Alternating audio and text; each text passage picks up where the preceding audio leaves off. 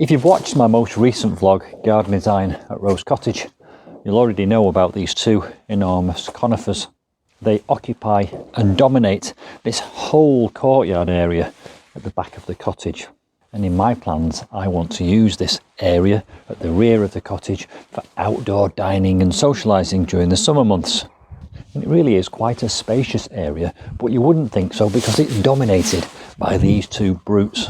So I've bought myself a pair of very heavy duty ratchet loppers, and today's the day I'm going to have a go at removing these conifers.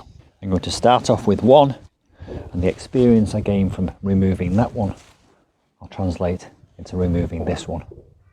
Let me show you what I'm doing here. I've carved a little chunk out here. These are great, these loppers. You open them like that and they spring open. You put the straight piece, the fixed piece, behind the branch, and then you ratchet it. And off it comes. Let's carry on. And away it comes. The bigger the pieces I can take out, the easier it will be to transport.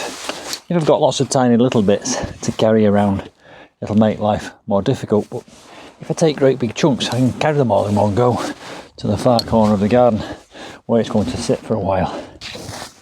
I've only just bought these, and there's a skill and a knack to using these.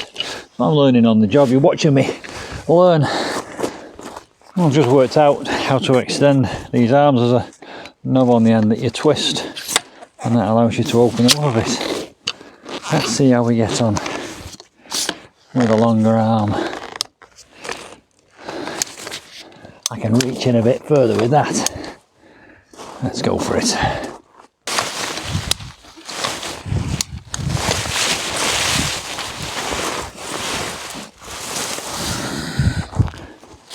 It's quite a cold day today. It's actually the 23rd of December. Not long until Christmas. Okay, so I am now on day 2 of this job of removing these large conifers. I ran out of battery power and I ran out of light, so I decided to call it a day.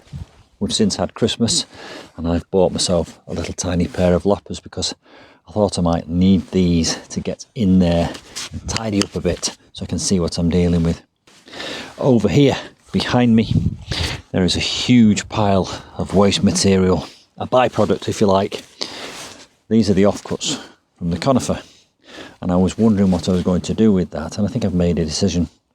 What I'm going to do is I'm going to cut it all down into smaller pieces, and I'm going to use that as a mulch around one of the borders. And specifically, I have a buddleia border down in the far corner of the garden. So the green bits and the straggly bits and the fine bits will create a mulch on the ground. The twigs, I'm going to gather them all up and create a wildlife twig pile. And for me, that's going to be a real benefit in the garden because it's all about creating lots of different little environments, and that will encourage biodiversity.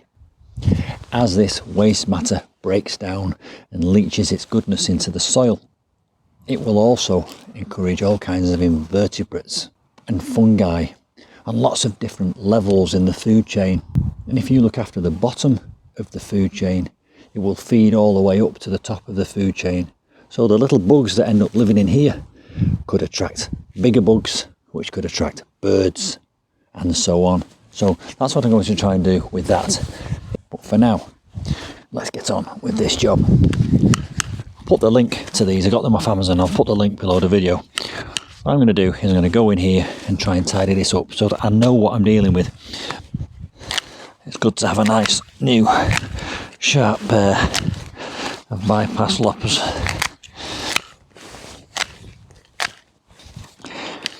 These mini loppers are quite dinky, but they're also quite useful because they're small. Whilst you don't get the leverage you do from a longer handle, you can actually get in and you get near the base of some of these sticks, and when the base comes away, the whole of the branch above it comes away too.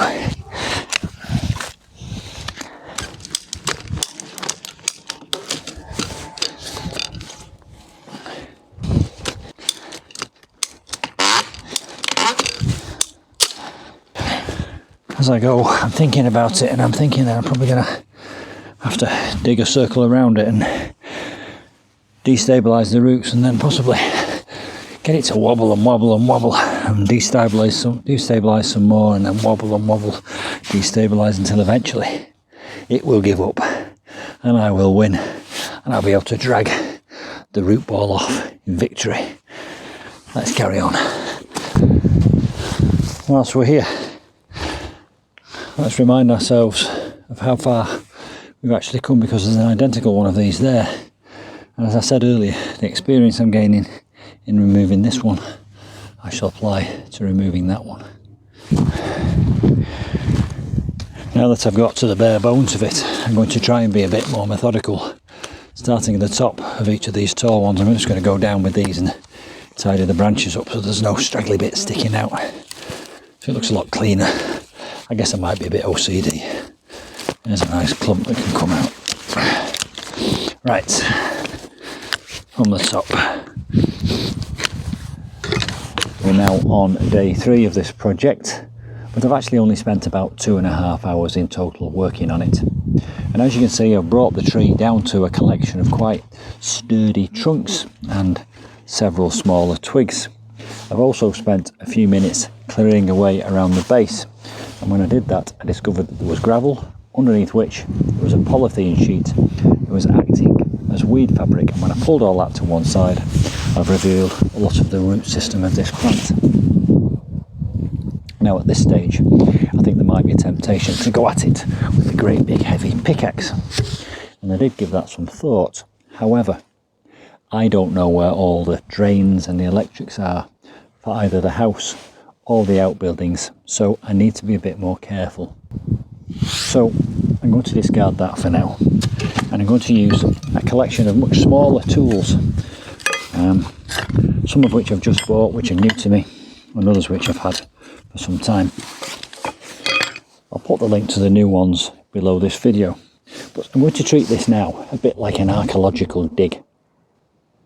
I'm going to carefully and methodically scrape away around the root system here and remove as much soil as I possibly can. And by doing that, I will reveal the root system, and then I will know what I've got to go at. At that stage, I might find some big thick roots and some small stringy roots. I can tackle the small stringy ones with my loppers. I might have to get my chainsaw out for the bigger ones. But at some point, I will eventually get to the stage where I weaken the root system such that I can wobble it and remove it from the site. That's the theory. Let's get on with it. I'm not going to put you through 2 hours of me scraping away at the soil. I'll get on with that, and I'll see you in a minute when I've done quite a bit of it. Anything I learn in the process, I'll share with you.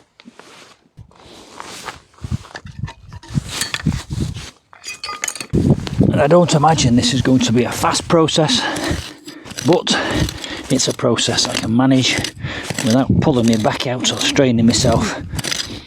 Slowly but surely, as you can see, the soil is coming away from between these roots.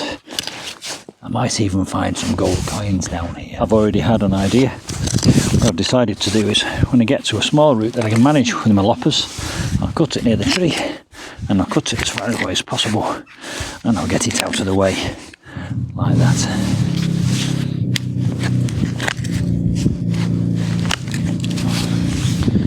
And that gives me access to the soil beneath.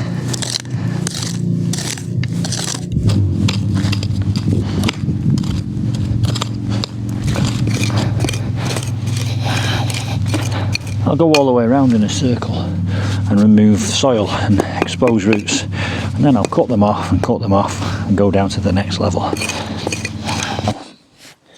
I've got all the soil away from the surface roots of this plant. The next part is getting my loppers in, cutting sections of each of these roots out all the way around the base of the plant.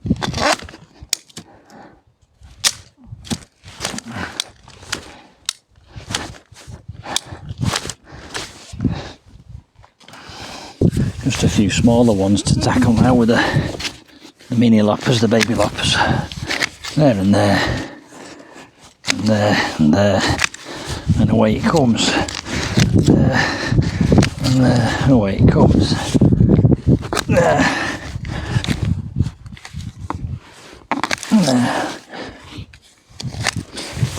Having now cut a ring around the base of this plant through its surface roots, I'm just going to go through with this and just again get a bit further down and just see how many more roots we've got to go at.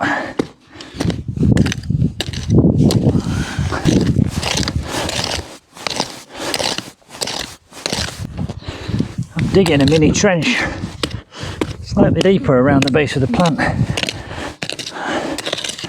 I'm not finding many more roots, so I'm somewhat hopeful that it might not have many more deep roots.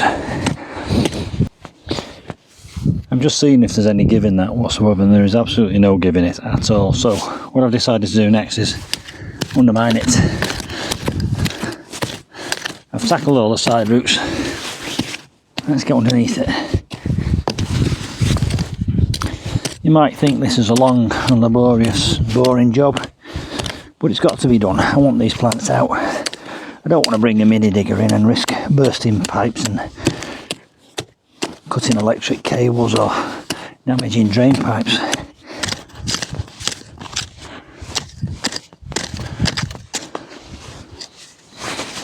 I've now brought in another tool on the job. I'm still chipping away with this one, and I'm using a simple garden trowel now to get the soil out the hole. It's more effective than that one. You get more out in each scoop. And there's a light at the end of the tunnel here, because slowly but surely I am definitely undermining the root of this plant. Occasionally you find little roots that you've not tackled yet, and you take it out in the hope that it might be the straw that breaks the camel's back. It's not rocket science, this. If I keep doing this and removing soil, there'll be none left underneath it for it to hold on to, and it will have to give up. There's only going to be one winner. I just wanted to talk to you for a moment about this brilliant little tool I've just bought off Amazon. I can't remember how much it was exactly. I'll put the link below the video, as I've already said to you. It wasn't expensive, but it's been invaluable. The only thing I would say is the handle, the rubber handle here, it slips off because you're pulling on it all the time as you pull stuff out. And the little pin that held the head on the handle did come away and the head dropped off. Having said that, it was easy to repair with a simple screw. And if that ever comes out and the end of the piece of wood goes, I can just saw it off, start again a bit further down. But watch this. You can get right underneath, and slowly but surely I'm dragging the soil from underneath this huge root ball. And if I do that on 3 or 4 sides of this root ball, there won't be very much left under there. There's still no play yet, but I'll just keep going. Move on to this side here. And I've just found a root, so that can be cut with the loppers.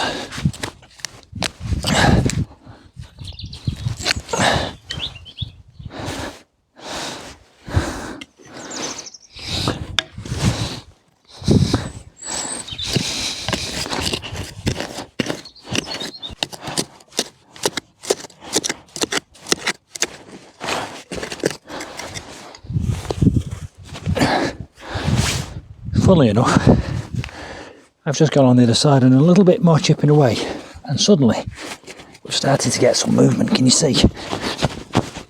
In fact, if I give that a little bit of brute strength and ignorance, I think I'll have that out. Watch this.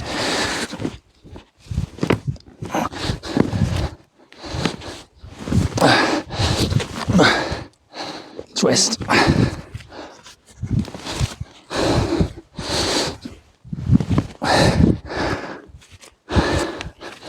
I've won. The tree is lost. Of course I've got to get this out the hole now, which will be another job on its own, but victory is mine. Let's try and get it out the hole next. I do have a week back, so I'm not going to be too ambitious with this. I'm thinking if I can lie on its side and roll it. 1, 2, 3. So there we go. Victory was indeed mine. It's out of the hole. I've just spent a few minutes cleaning the conifer's roots because it satisfied my curiosity about something. Somebody once told me that conifers have very shallow radial roots and not many tap roots, and that's proven to be the case. You can see very thick roots that radiated here all around the edge. Once I'd cut into them all the way around in a ring, it didn't have very much strength, and all I had to do was slowly but surely undermine the soil from beneath it, rock it a little bit, not very much, and it tipped over. It gave up the ghost. I'm hoping I can apply the principles I've used in this to that great big beast of a conifer over there, which will be done next after I've removed the conifer to my left, which is the same as this. Every day is a school day. We're always learning. It's been an interesting experience for me. It's taken me probably about 1 full day in time and a bit of effort, obviously. I hope you've enjoyed this video, and if you have, please do hit the like button and also subscribe to my channel, and don't forget to comment below. It's always nice to hear from you. Late lunch for me now.